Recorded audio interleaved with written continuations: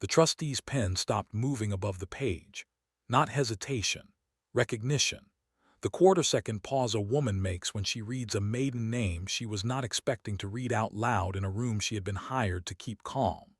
And Cordelia Ashby let out a small sound from the head of the table that was not quite a laugh, but was the same instrument she had been playing for 11 years. A sound pitched to Carrie without ever being loud enough to be called what it was. A sound she had perfected the way other women of her class had perfected the back garden, the dinner seating, and the slow, surgical art of correcting a person in front of company while pretending the correction was about the wine. "Go on, Mrs. Hollister," she said. "Please, read it as written." Mrs. Hollister looked up from the trust instrument. She did not look at Cordelia. She did not look at my brother-in-law, Whitcomb, who had already arranged his fountain pen, his legal pad, and his phone on the table in the precise triangulation of a man preparing to take inventory of money he had decided was his.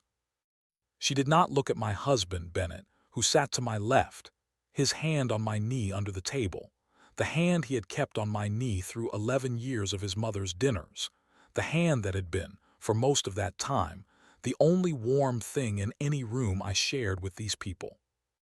Mrs. Hollister looked at me. "Mrs. Ashby," she said, "this portion concerns you."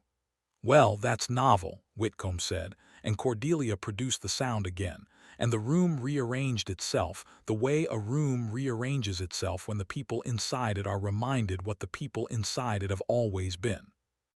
We were in the trust offices of Hollister, Vance and Pell on Beacon Street in Boston, on the 5th floor of a brownstone that had been processing the private wealth of the city's first families since 1894.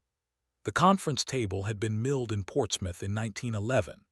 The portrait above the sideboard was of Cordelia's great-grandfather, Wendell Ashby, who founded Ashby Cordage in 1881 and had been buried in Mount Auburn under a stone the size of a sedan.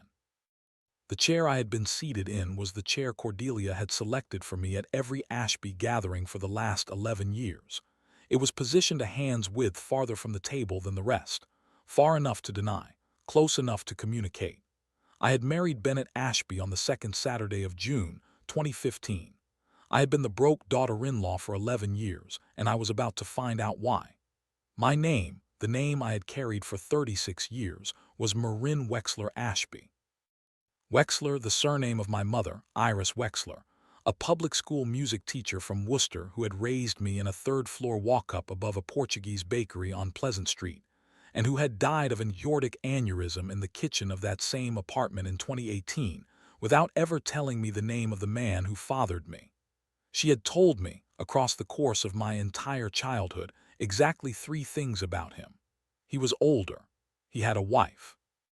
He had asked, when she told him she was pregnant, that she never speak his name to the child, and she had agreed, and she had kept her agreement, and she had asked me, the only time I ever asked her, to keep it after her. I had kept it. Until that morning on Beacon Street, when a trustee I had never met spoke a name I had never heard, and the architecture of 11 years collapsed into a single sentence. I had met Bennett Ashby in the summer of 2014 at a benefit concert at Tanglewood, the kind of evening where the lawn seating is $200, and the box seating begins at a number nobody at the box seats would speak out loud. I had been there on a comp ticket, working as the assistant to a violist from the Boston Symphony who had agreed to mentor me through the application process for a master's program at New England Conservatory. I would, in the end, defer twice and never enroll in. Bennett had been there with his mother. He had wandered away from the box during the intermission and found me by the wine table, and he had spent the next 40 minutes asking me about Bartok with the particular hunger of a man who had been listening to music his entire life and had never been permitted to talk about it with anyone who was not also keeping score of who was listening. We were engaged the following spring. We were married that June. The wedding was at the Ashby compound in Manchester by the Sea. 340 guests. A string quartet I had selected and Cordelia had replaced 2 weeks before the ceremony without telling me, and a seating chart on which my mother had been placed at table 19, beside a cousin of Cordelia's husband who had been instructed, I would learn later, to ask my mother as many questions about the Worcester public school pension system as the dinner service would permit. My mother had answered every question. She had been gracious. She had worn the dress I bought her at Filene's basement, and she had told me in the car on the way home that the Ashbys were the kind of people who did not yet know what they did not know, and that I was to be patient with them, and that patience was a discipline she had taught me for reasons she could not, on that particular night, fully explain. I had not understood her at the time. I understood her now. The first Christmas, Cordelia introduced me to her sister as Bennett's music school girlfriend, an introduction that pretended to be a compliment and was not, and which she would continue to use for the next 11 years even though I had not been a music school girlfriend, had not been a girlfriend at all by that point, but a wife, and even though I had stopped pursuing the master's program in 2016 in order to take a paying job teaching piano at a community arts center in Roxbury. The job paid $38,000. Cordelia had asked me, at the second Easter, what I was contributing to the household, and Whitcomb had laughed, and Bennett had said something low and sharp to his mother across the asparagus, and Cordelia had let the silence sit for the duration of the asparagus course before changing the subject to a horse. The pattern, once established, held. At every event for the next 10 years, I was the music teacher. The girl Bennett had picked up at Tanglewood. The unfortunate misalignment the family had decided to absorb because Bennett had insisted on it, because he loved me, because he refused to participate in the cataloging of my deficiencies that Cordelia conducted as a kind of after-dinner sport. I was the woman who taught children to play the piano in a building with bad heat. I was the woman whose mother had been a public school music teacher and whose grandmother had been, presumably, something of similar visibility, though Cordelia would not have lowered herself to inquire. I had spent 11 years swallowing it. 11 years of being seated a hand's width from the table. 11 years of corrections. And now Mrs. Hollister was looking at me across the conference room, and the silence in the room was, for the first time, mine. Lawrence Ashby, Bennett's father, had died 9 weeks earlier. A stroke in his study, found by the housekeeper at 6 in the morning, 69 years old. He had been the only member of the Ashby family who had ever spoken to me as if I were a person and not a clerical error.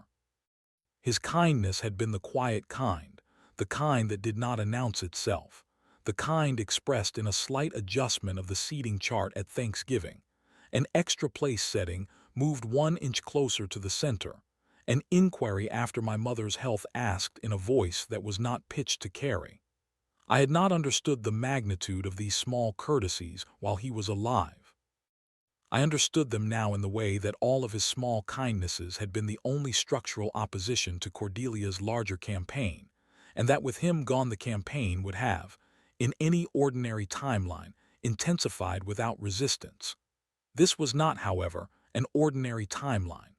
Lawrence had built Ashby Cordage and its successor entities into a holding company worth, by the last public estimate, $112 million. The reading of his will had been completed 2 weeks earlier, in a different conference room, with a different attorney, and the distribution had been unsurprising. The bulk of the estate had gone to Cordelia. A meaningful portion had gone to Whitcomb. Bennett had received a smaller share, which Cordelia had remarked upon in a voice that was, again, pitched to carry, that perhaps Bennett's lesser allocation reflected his father's view of the choices Bennett had made in his marriage. Bennett had not responded. He had not, on the day of the reading, looked at me. He had told me later in the car that he had been holding himself together by refusing to look at me, because if he had looked at me, he would have spoken, and if he had spoken, he would have said things to his mother in front of the attorney that he would not have been able to take back. I had told him I understood. I had told him that I was not measuring him by what he said in his mother's conference rooms. I was measuring him by the hand on my knee under his mother's table, which had been there for 11 years, and which was the only measurement that had ever mattered to me. That had been 2 weeks ago. Today was different. Today was not the Ashby estate. Today was a separate trust instrument, administered by an entirely separate firm, on a separate floor of a separate building on a separate street. And the convening of the four of us in this particular room had been requested in a letter that had arrived at the Manchester compound 7 days after Lawrence's funeral. On letterhead Cordelia had not recognized, signed by a woman she had never heard of, requesting the attendance of Mrs. Marin Wexler Ashby and the immediate members of her marital family for the activation of a trust that had been domiciled in Massachusetts since 1989, and the existence of which had not, prior to that letter, been known to any of us. Cordelia had laughed when she read the letter aloud at dinner. She had laughed and asked whether perhaps my mother had set aside a small inheritance from the public school pension fund, and whether the Ashbys should expect to attend the reading wearing what she called sympathy attire. Whitcomb had laughed with her. Bennett had folded the letter and put it in his pocket and told his mother mildly that he and I would be attending and that she and Whitcomb were welcome to join us if they wished. They had wished. They had come. And Mrs. Hollister had just said the words, "This portion concerns you," and the laughter had stopped. "Before I read the dispositive provisions," Mrs. Hollister said, "the instrument contains a recital that the settlor required to be read aloud at activation." Mr. Lockhart was very specific about the timing. "Mr. Lockhart," Cordelia said. "Yes. What Lockhart?" "Thaddeus Pierpont Lockhart," Mrs. Hollister said, and Cordelia's hand, which had been resting in a composed fold against the polished surface of the table, contracted in a small involuntary movement of the kind that the body performs when the mind has been presented with information it cannot, in the first half-second, reconcile with the previous 20 years of its own arrangement. Whitcomb said, "That's not possible." Mrs. Hollister did not respond to him. She was a trustee. She was not in the business of debating possibilities. She was in the business of reading documents that had been drafted by men who were no longer alive to clarify them. She turned the page. "This recital concerns the maternal lineage of the present beneficiary, Marin Wexler. It has come to the settlor's knowledge, through a verification process described in Schedule C of this instrument, that Marin Wexler is the biological daughter of the settlor, Thaddeus Pierpont Lockhart, and the late Iris Margaret Wexler of Worcester, Massachusetts." The room did not move, not in any direction.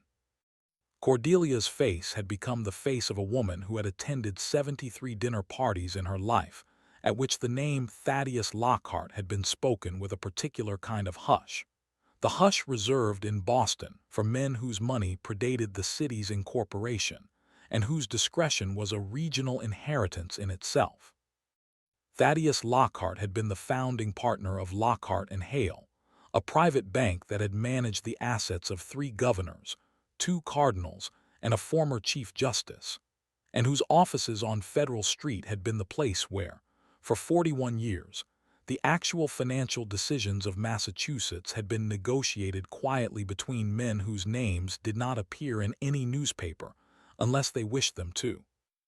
Thaddeus Lockhart had died in November of 2022 in a hospice room in Brookline at the age of 78.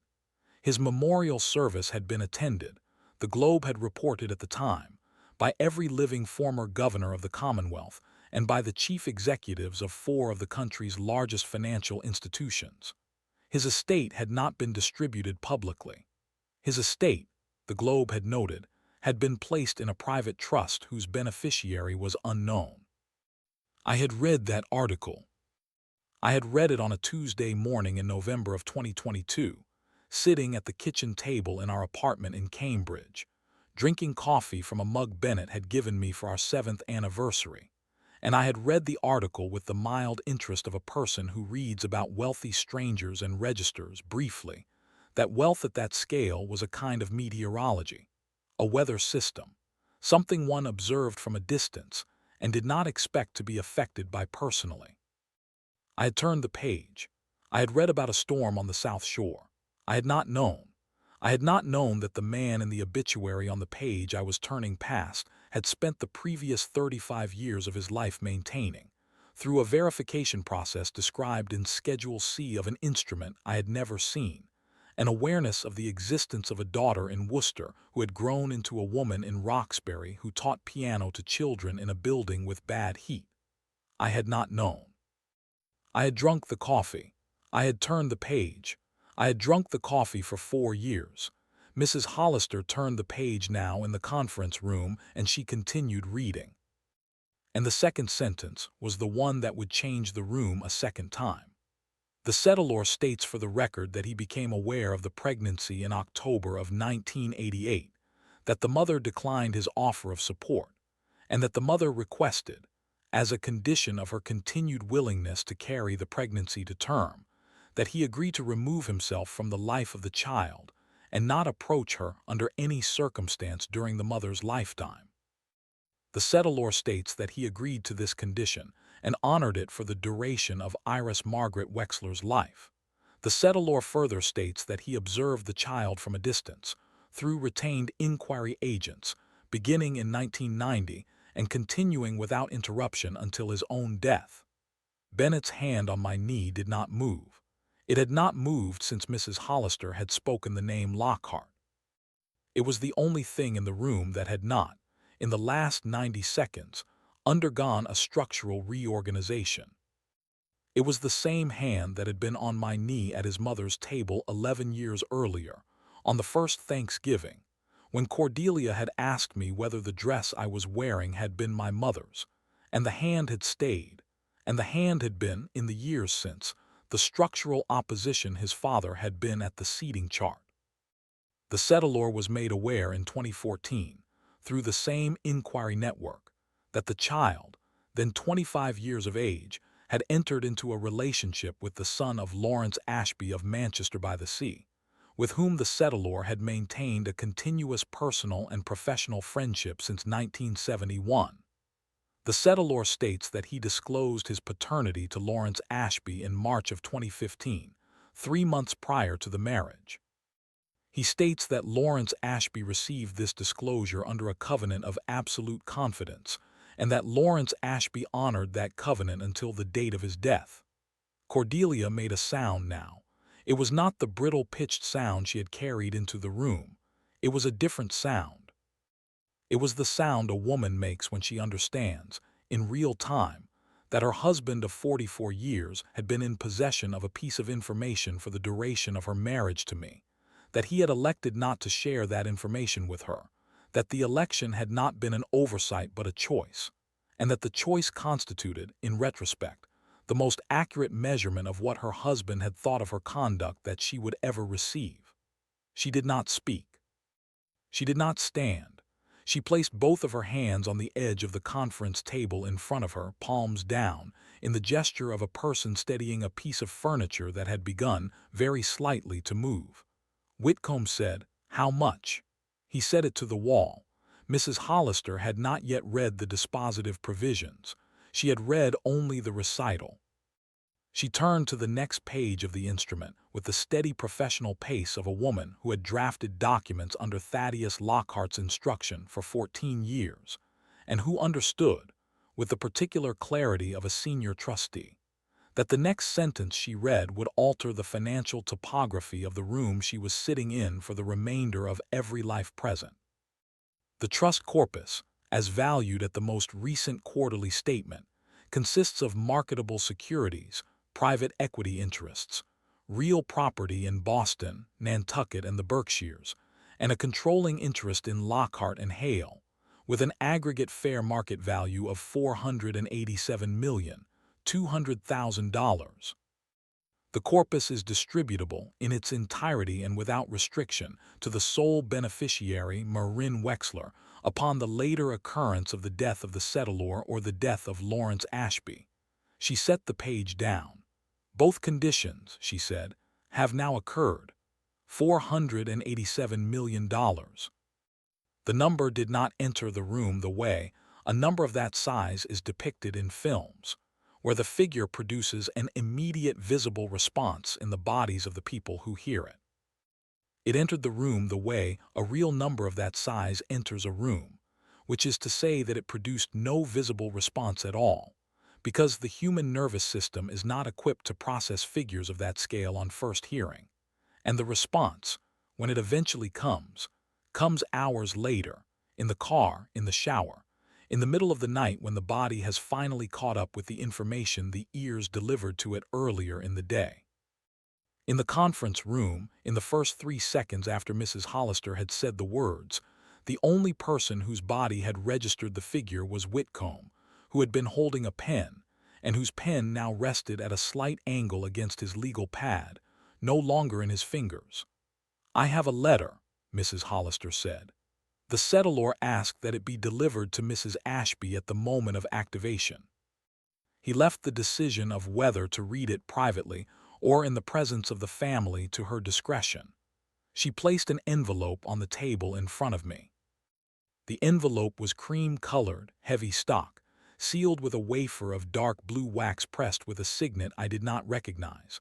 A small device of a ship's anchor crossed with what I would later learn was the staff of a Massachusetts surveyor, the family crest of the Lockharts of Salem, who had charted the inner harbors of New England before there were cities to put them in. My name was written on the front. The handwriting was angled slightly to the left. The W of Wexler was made with a particular flourish on the descending stroke. It was a flourish I had been making, in my own hand, on every piece of paper I had signed since I had been 7 years old. I had inherited the flourish. I had inherited it from a man whose voice I had never heard, whose face I had seen for the first time 11 minutes earlier, when Mrs. Hollister had set down beside the trust instrument a photograph that had been clipped to the inside cover. The photograph was of Thaddeus Pierpont Lockhart at his desk on Federal Street, taken in 1991, when he had been 46 years old, the age I would be in 3 years. The resemblance was not subtle. The resemblance was, Bennett told me later in the car, the kind of resemblance that closed a question rather than opened one. I broke the wax. I unfolded the letter. I did not read it aloud. I read it for myself in silence. In the chair Cordelia had positioned a hand's width from the table, while 4 other people watched me read, and while Bennett's hand stayed on my knee, and while Cordelia's hand stayed on the edge of the table as if the table required steadying. The letter began, "Marin, if you are reading this, then I am gone, and Lawrence is gone, and the silence I promised your mother in 1988 has finally been retired by the only thing capable of retiring a silence of that duration, which is the death of every person to whom the silence was owed. I am sorry."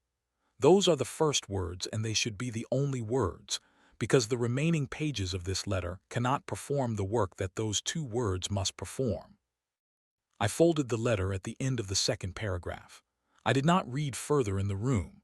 I had read enough to know what the rest would say. I had folded the letter from Thaddeus Lockhart and placed it inside the leather portfolio I had brought to the meeting, and which had, until that morning, contained only a notepad and a single pen, and the printed copy of the letter Cordelia had laughed at over dinner. I closed the portfolio. I looked up. Mrs. Hollister was watching me with the patience of a woman who had executed many activations of this kind over the course of her career, and who understood that the beneficiary at the moment of activation required no instruction from the trustee and would, if permitted, set the pace of the next several minutes herself. She did not speak. She waited. "Is there anything else?" I said. "There is one additional item," she said. "It is not part of this trust." It was delivered to our office in 2015 by Lawrence Ashby, with instructions that it be held in our vault and delivered to you at the moment of activation of the Lockhart Trust. It is a sealed instrument. I have not read it. I do not know its contents. She placed a second envelope on the table. This one was different. It was not cream stock. It was the heavy ivory paper of the Ashby family stationery, the paper I had seen in the drawer of Lawrence's desk on the 3 occasions in 11 years that I had been in his study without Cordelia. The seal was Ashby green. The handwriting on the front was Lawrence's, the careful slanted script I had received on every birthday card for 11 years, and on the inscription of the leather-bound history of New England shipping he had given me on my 33rd birthday with the words for Marin, who hears the city the way it actually sounds. I had not understood that inscription at the time. I understood it now. Cordelia was looking at the second envelope. She had not, until this moment, known that her husband had retained a separate firm. She had not, until this moment, known that her husband had placed a sealed document in the vault of a trust office on Beacon Street 11 years earlier, and instructed that it be held in reserve against an event he had been informed of in March of 2015, and had not, in the 11 years that followed, disclosed to her. The hands on the edge of the table tightened. I broke the Ashby seal. I unfolded the page. It was not a long document. It was a single sheet of the ivory stationery, written in Lawrence's hand, with a second sheet stapled behind it which I would, on inspection, recognize as a codicil to his will, executed in 2015, witnessed by two attorneys whose names I did not recognize, and notarized in Suffolk County on the 17th of April of that year. I read the first sheet. Marin. By the time you read this, my friend Thaddeus has, by the device he constructed for that purpose, finally been permitted to acknowledge you. I am pleased for him. I have been waiting 11 years for the day he is permitted to do this, and I have envied him, in a small way, for the form of acknowledgement available to him, which is large and final and unambiguous, where mine has been small and ongoing and obliged to disguise itself as ordinary courtesy. The page behind this one is a codicil to my own will. It was executed in 2015 and was not disclosed to my wife or to my son Whitcomb during my lifetime.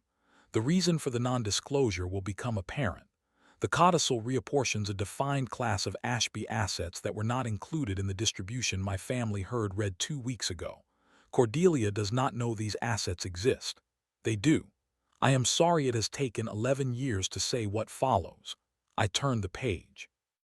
The codicil was 3 pages.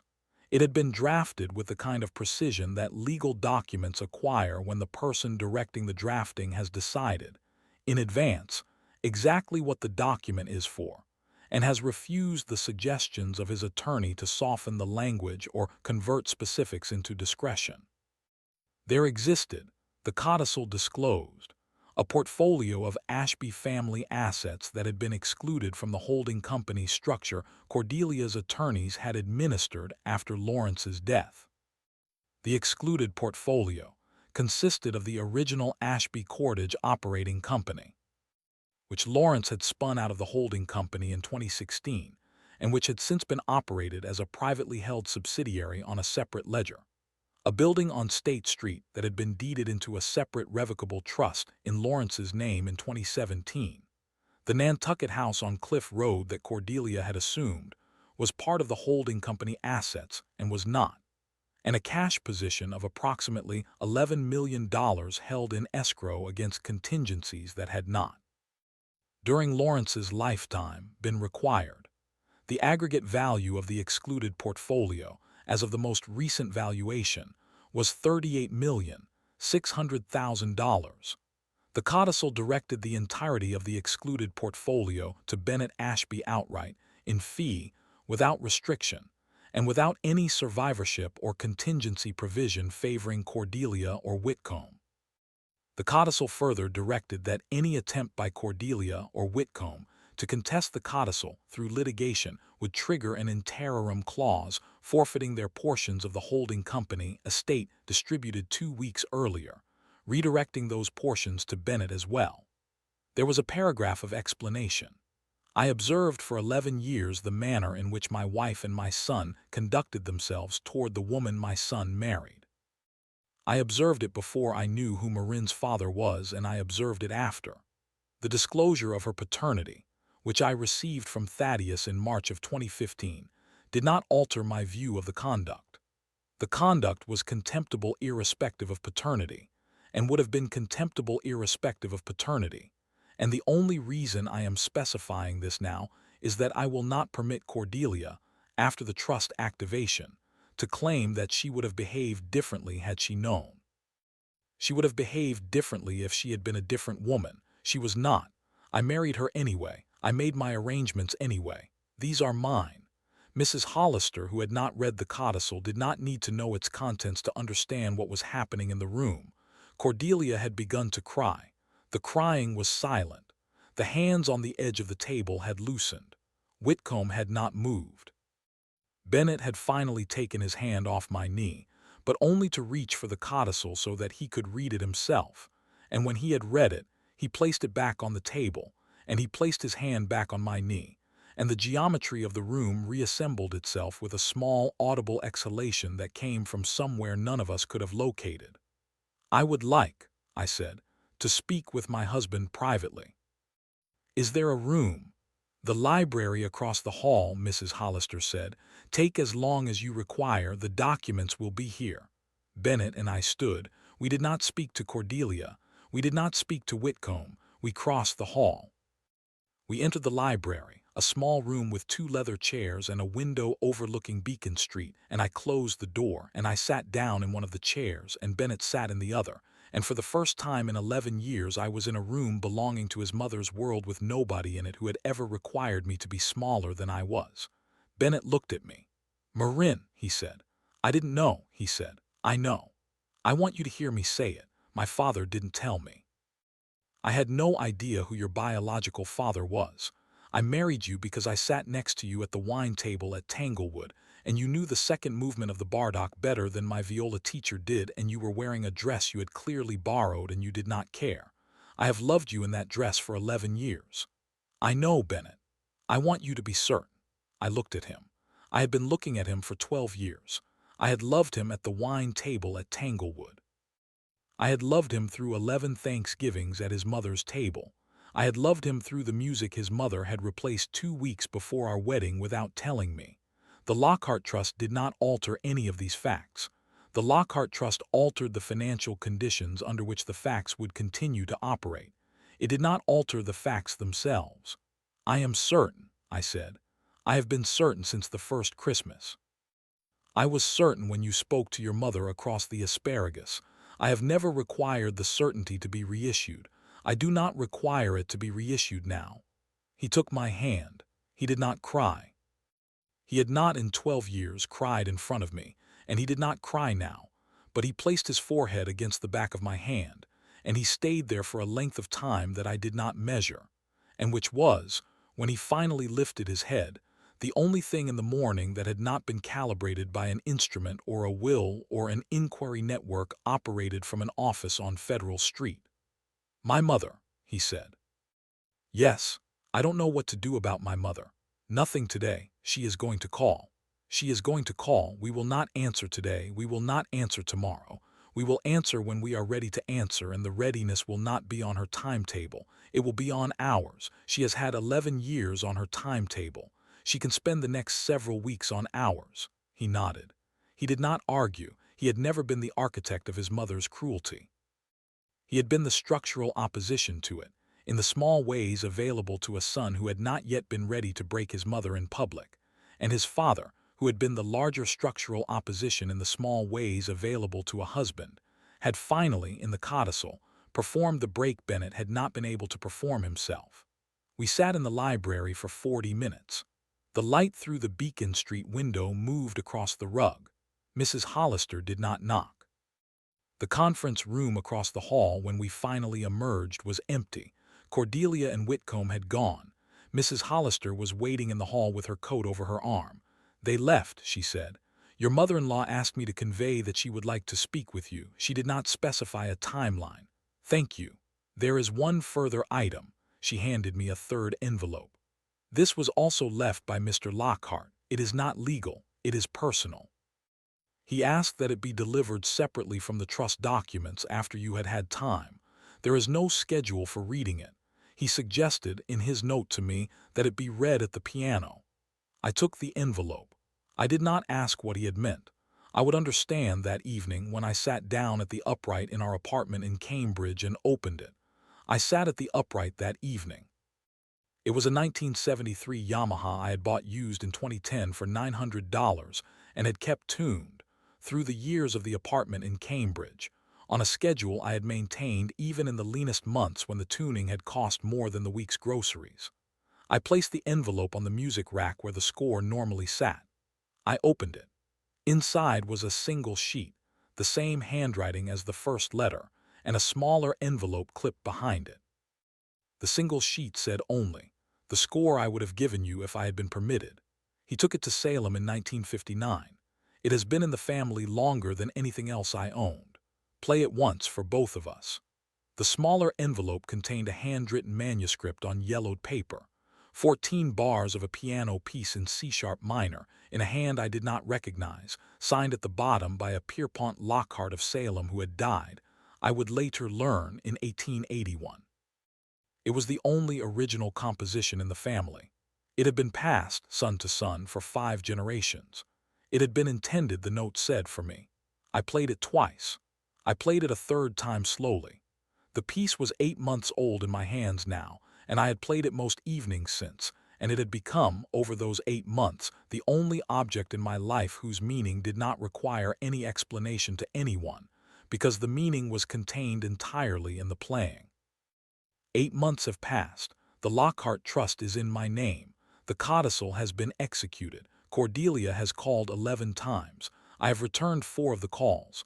The conversations have been short, and they have been civil, and they have not been a restoration of anything. They have been the slow construction of a new structure from materials we did not previously have. Whitcomb moved to New York in February.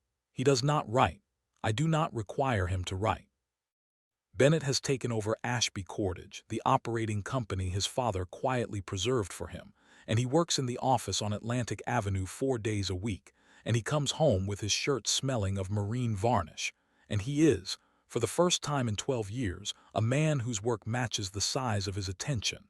I have not yet changed my name. The paperwork for Marin Lockhart is in a folder on the piano bench. I have not signed it. My mother gave me the name Wexler.